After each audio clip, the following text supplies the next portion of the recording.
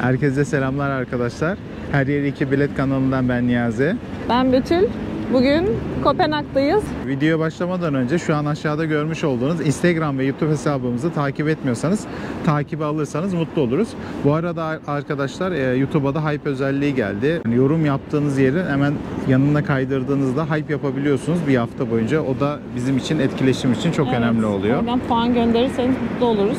O zaman vlogumuz başlasın. Başlasın. Evet arkadaşlar, şimdi Nyhavn'a geldik. Nyhavn, Kopenhag'ın en ünlü simgelerinden birisi. Arkamda görmüş olduğunuz renkli evlerden oluşuyor. Burası 1670 ve 73 yılları arasında Kral 5. Christian zamanında yapılmış. Şehre gelen gemilerin yanaşması, yükleme boşaltma yapması için tasarlanmış bir liman aslında. O zamanlar gelen gemicilerin uğrak noktası olmuş. Ve buralarda birçok eğlence mekanları açılmış. Artı 18 olarak bunu anlatabilirim çok detaya girmeden. Ama şu anda günümüzde buralar kafe, restoran olarak kullanılıyor ve turistlerin gelip en çok vakit geçirdiği ve fotoğraf çekildiği yerler oluyor. Birazdan biz de çekiliriz. Ve tekne bot turları da buradan kalkıyor. Birazdan biz şimdi ona bineceğiz. Burada 2 tane firma var.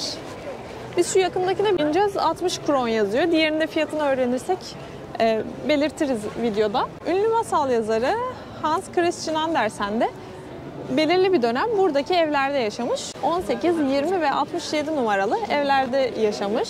Şimdi de sizleri Nyhavn'dan güzel karelerle baş başa bırakıyoruz.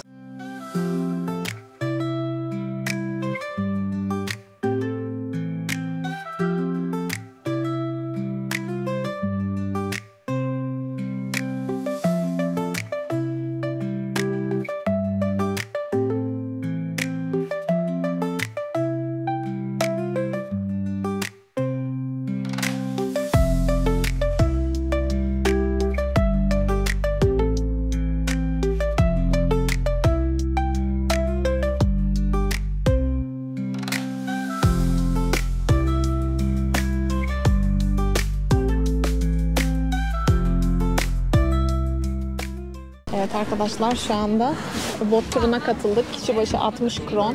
Toplam 120 kron. Evet, 1 saatlik bir tur. 60 dakika. Bakalım eğlenceli olacağını düşünüyorum. Evet. Teknenin şu anda olmasını bekliyorlar. Yandaki tur firmasının seferi başladı. Bizimki de birazdan başlıyor. Bir tane daha geliyormuş. Kaptan onu bekliyormuş.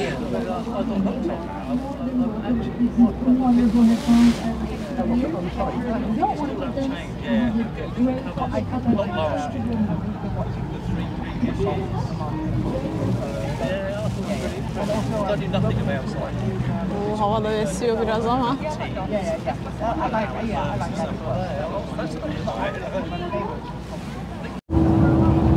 Şu an harekete geçtik. Evet, bu arada şöyle bir bilgi vereyim. Bizim bindiğimiz yer 60 kron. Hemen karşıdaki yer 169-170 kron. Evet, başlıyoruz. And our captain today is Arash, coming all the way from Sweden to sail us around the Copenhagen harbor and 10 miles in this next Şu an hour. pahalı olan yer şu elimle gösterdiğim karşıdaki yer arkadaşlar. Bu soldaki daha uygun oluyor. Siz de geldiğinizde oraya uğrarsınız. Sailing under some very low bridges. Please remain seated under these. Şu an tam The first bridge under which we will sail in just a moment here. That is the very lowest bridge on this trip. Please watch out, otherwise it will hurt. Also, smoking of any kind is not allowed on board. God eftermiddag og velkommen ombord. Danskerne, jeg har med ombord. Er der nogen her, som har det svært med engelsk og har brug for Copenhagen-sagen? Aber bevor der Spaß beginnen kann, habe ich eine kurze war in the 1670s. It used to be a very busy port with boats coming in from all over the world to load and unload their goods at these docks. With the boats came the sailors. This area used to have a bit of a reputation for the many naughty taverns and drunken men who were not afraid of a fist fight. And now comes that very low bridge I have just warned about. Please mind it, and then I will too. Achtung, Brücke. Şansımıza da hava çok güzel bu arada. Evet. Güneş açtı. Güneşli. Köprünün Güneş altında. olduğu anda değerlendirmek lazım bot turuyla. Rüzgarda çünkü üşütebilir. Arkadaşlar bakın şu an ne kadar alçak bir köprüden geçiyoruz. Şöyle göstereyim. Oh. Göstersene aşkım. Göstereyim deyip göstermemek. El sallıyor da. Hop bakın şuna. Sınırda geçiyoruz yani. Bir 10 santimle falan kurtarıyoruz. Şöyle yapayım. Jetzt gerade sind wir in Nyhavn. Nyhavn bedeutet neuer Hafen. Es ist aber einer der ältesten Teile des Kopenhagener Hafens. Dieser Kanal wurde von schwedischen Kriegsgefangenen in den 1670ern ausgegraben. Nyhavn war früher ein wichtiger Handelshafen. Boote aus aller Welt legten hier an, um ihre Waren auf und abzuladen. Damals war die Gegend für die zahlreichen Seemannskneipen bekannt, wo man eine Menge Bier trank und die nächste Schlägerei nicht weit weg war.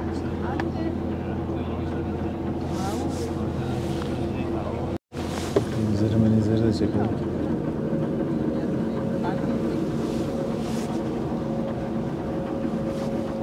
Ne kadar keyifli ama değil mi ya? Şehrin içinde şöyle kanallarda tekneye binmek. Evet. Hollanda'ya gittiğimizde orada Amsterdam'da binmiştik. Ama ondan daha keyifli bu. Akşamdı. Akşamdı o. Gündüz vakti daha mantıklı bence bu turlar için.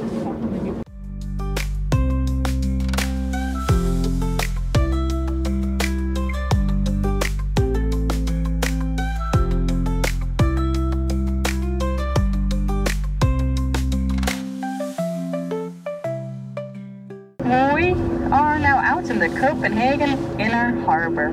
Here we start our tour with the opera in front of us. It opened in January 2005 and was built after drawings by the Danish architect Henning Larsen.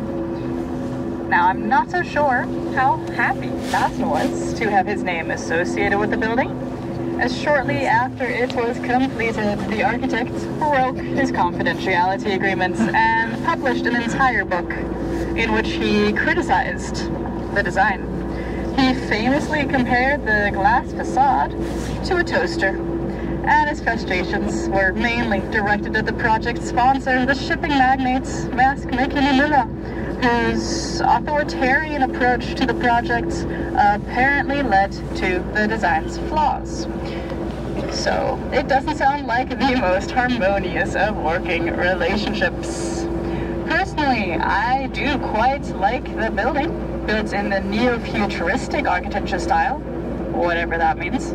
And sometimes, in summer, Red Bull hosts a cliff diving competition off of the roof. Hier rechts sehen Sie die Oper. Diese wurde im Januar 2005 nach einem Entwurf von Henning Larsen eröffnet und von A.P. Müller gestiftet. Jetzt bin ich mir nicht ganz sicher, wie zufrieden Larsen damit war, dass sein Name mit dem Gebäude in Verbindung gesetzt wurde. Kurz nach der Fertigstellung brach der Architekt nämlich seine Vertraulichkeitsvereinbarung und veröffentlichte ein ganzes Buch, in dem er das Design kritisierte. Er verglich die Glasfassade mit einem Toaster und seine Frustrationen richteten sich hauptsächlich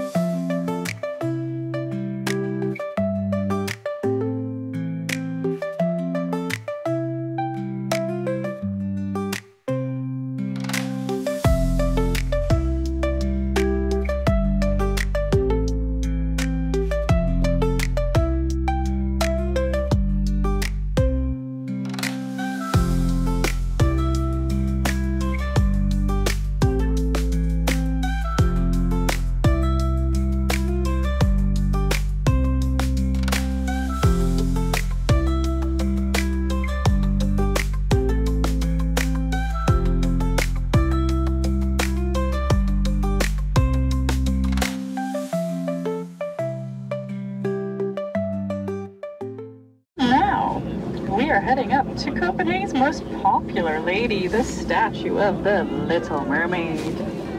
She has been sitting here waiting and longing for her prince since 1913. She was gifted to the city by Carl Jacobsen, the son of the founder of the Carlsberg Brewery, who had it commissioned after watching a ballet based on the same story and falling in love with the ballerina that played the Little Mermaid, Prise. Now, while that's all very romantic, her reality has been decidedly ruthless, so she has been put through a lot throughout the years. She's been vandalized many times. For example, she's been decapitated twice. The first time in 1964 and then again in 98.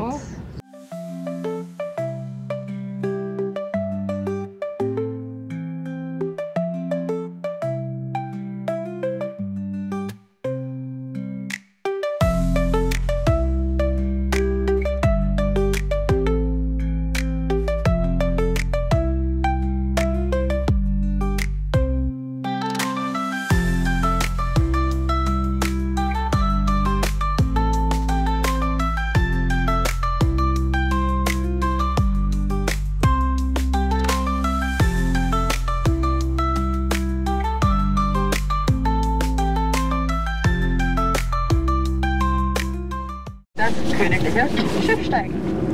Das Schiff heißt Dannebro, genannt nach der dänischen Fahne.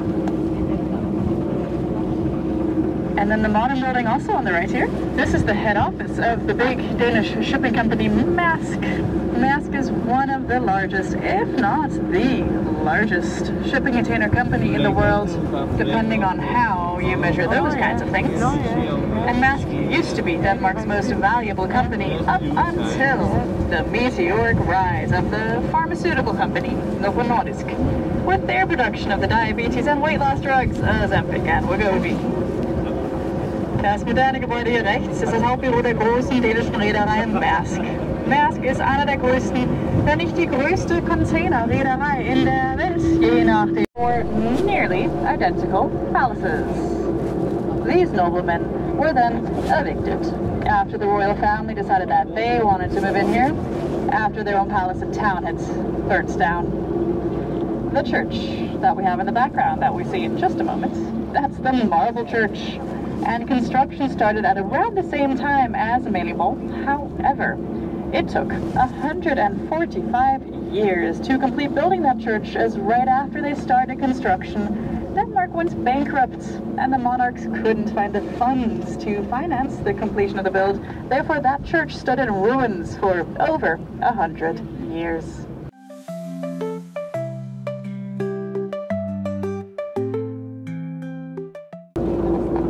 Here on the right, we have the Playhouse. This is an extension of the Royal Theatre. It opened in February 2008, and the first play to be performed here was Shakespeare's Hamlet, which is set here in Denmark at Kronborg Castle, which is a castle you can go and visit if you want. It's very pretty, so would recommend. Hier rechts haben wir das Schauspielhaus, also das Theater von Kopenhagen. In dem befinden sich 3 Bühnen, ein Café und ein Restaurant. Und das erste Stück, das hier im Februar 2008 aufgeführt wurde, war Shakespeares Hamlet, das hier in Dänemark in Helsingør stattfindet, ungefähr 50 Kilometer nördlich von Kopenhagen. And then the small artificial island on the left here, this is the Paper Island.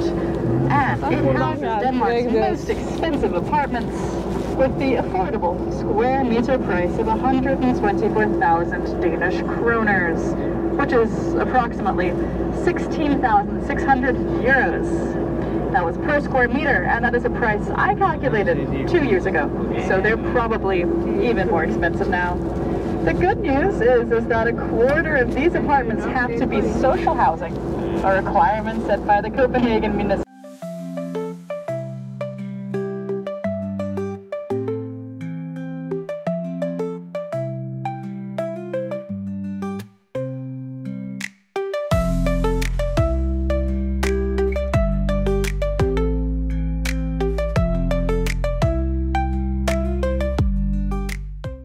Are now leaving the inner harbor and are sailing through an old part of Copenhagen called Christianshavn.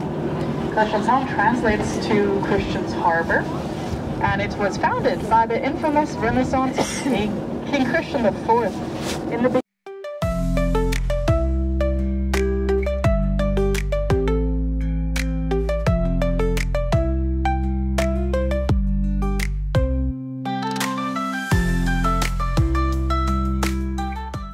steps.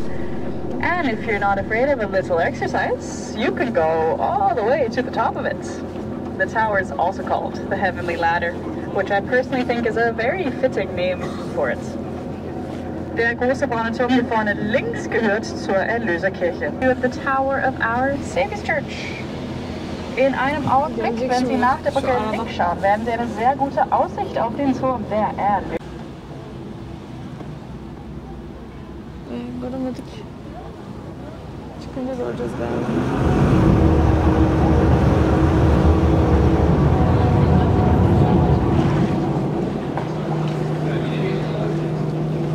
The best question I've gotten so far, Emerald as a tour guide, came from two lovely tourists who asked me if there was a rooftop bar at the top of that tower. Çok güzel.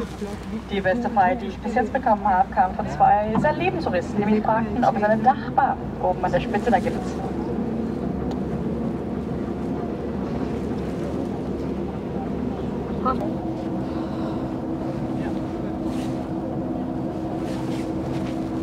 Please mind this next bridge is the second lower canal in peace.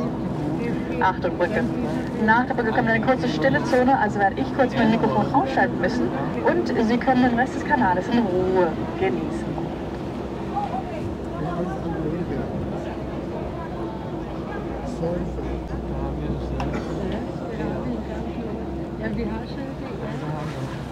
Çok güzel.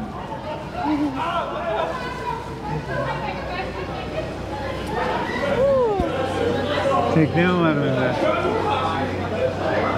Arkadaşlar şöyle göstereyim. Elim değiyor şu an tavana. Elim tavana değiyor. O kadar alçak.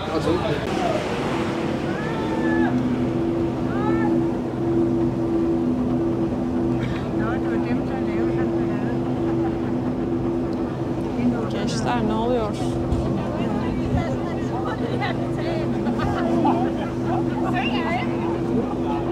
Ama çok keyifliymiş. Evet.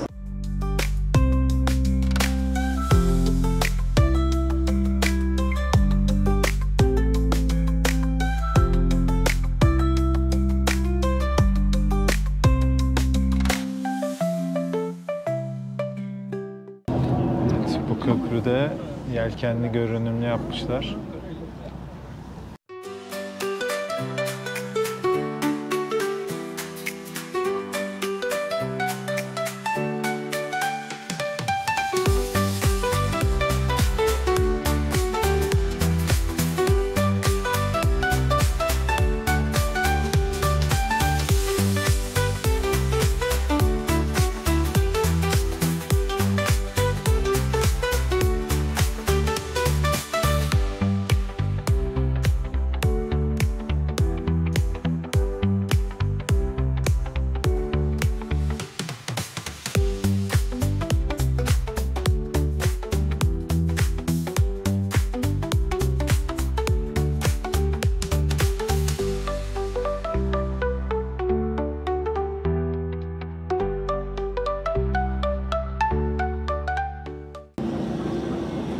Herkes sticker değil.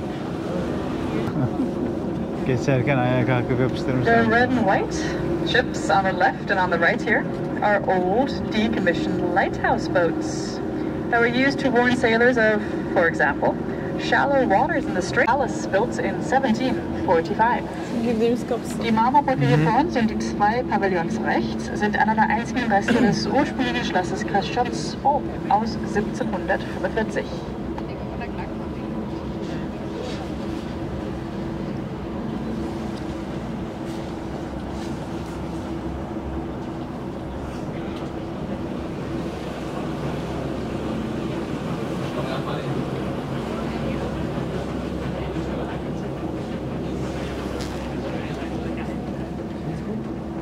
Now we are approaching the Storm Bridge, the very narrowest bridge we have on this trip, so please keep your hands and your children inside the boats. Thank you. Und jetzt nähern wir uns der Sturmbrücke, die allerschmalste Brücke auf unserer Rundfahrt. Also bitte eure Hände und eure Kinder im Boot behalten. Danke.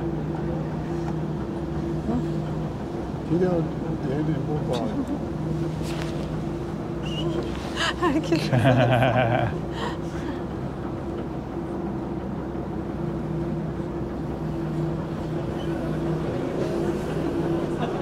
Kaptan buradan dönüyor ha.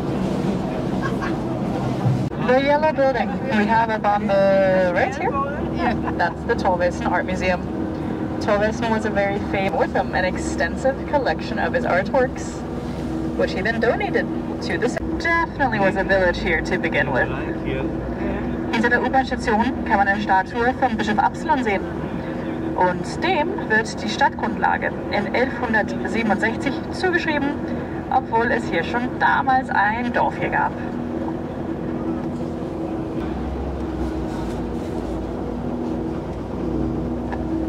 Demir şeylerin oradan And geçiyoruz. now, on the right here, Tersten we have the geldik. Christiansborg Palace. The third edition of it's after the first one burnt down, and then the second one also burnt down. This edition was finished in 1928, so do not be fooled by its old facade. It's not even 100 years old. In here, we have the Danish Parliament and Supreme Courts.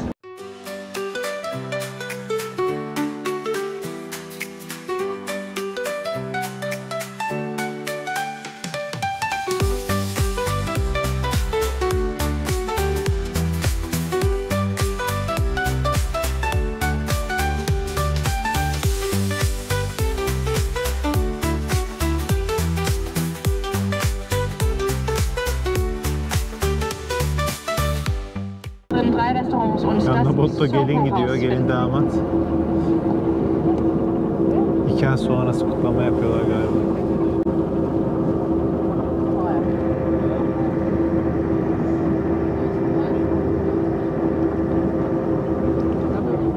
And now we are heading back to Nyhavn, where our famous fairy tale author Hans Christian Andersen used to live.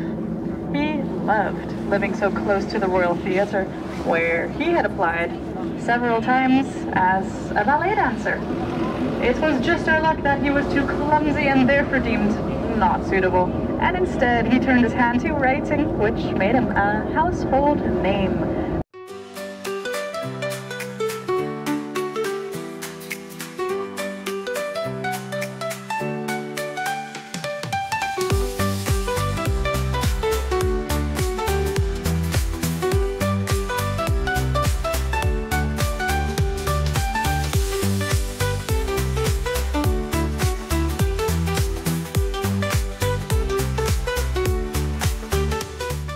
Andersen lived 3 different places here in Nyhavn.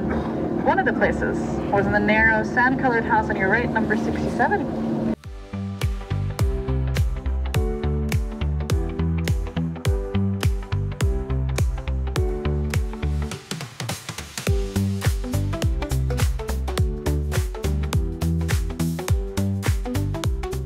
Now comes the last and the lowest bridge on this trip. Please remain seated one last time. Thank you. Und jetzt kommt die allerletzte.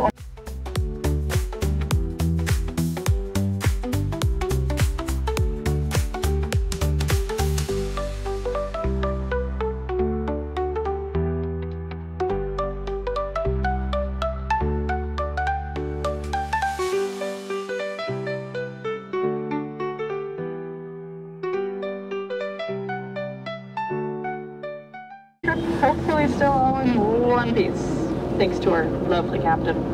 I would like to say thank you for your attention. I hope that you've enjoyed this mainly factually accurate tour of the harbor and canals, and have a lovely rest of your day here. Thank you very much. Und ja. Bravo, bravo. Evet arkadaşlar, bot turumuzun sonuna geliyoruz burada. Çok keyifliydi. Evet. Kesinlikle. Evet, tam 1 saat sürüyor bu arada, Evet. şu an 57. Yanaşacak birazdan, 3 dakikada öyle geçer. Çok keyifliydi ya. 60 krona değecek bir tur bu arada. Kesinlikle. 60'tan fazla yani vermeyin bence diğer firmalara, gerek yok. Burası yeterli. Tabii bot turu yaptığınızda bizim gibi şansınıza hava inşallah güzel olur. Yoksa biraz zor geçebilir. Onu da Güneşli belirtelim. zamanda bence yapmak lazım ve yağmur olmaması çok iyi bizim için yani.